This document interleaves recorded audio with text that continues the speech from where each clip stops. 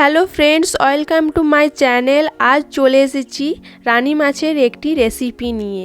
চলো দেখে নেওয়া যাক আজকের রেসিপিটি। রানী মাছগুলোকে পিস পিস করে কেটে নিয়ে পরিমাণ মতো হলুদ, স্বাদ মতো লবণ, গোটা জিরে, কাঁচা লঙ্কা, সর্ষে পেস্ট মাছের উপর ঢেলে কাঁচা সর্ষের তেল পরিমাণ মতো দিয়ে তার সঙ্গে কিছুটা পরিমাণ জল দিয়ে ভালোভাবে রানী মাছগুলোর সঙ্গে মাখিয়ে নেব।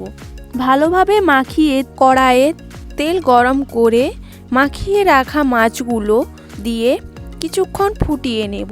কিছুক্ষণ ফোটার পর যখন মাছগুলো থেকে তেল ছাড়তে শুরু করবে, আমি এক এক করে মাছগুলো নামিয়ে নেব।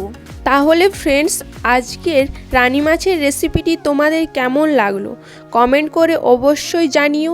ভালো লাগলে আমাদের চ্যানেলটিকে সাবস্ক্রাইব করো। Thank you my all friend.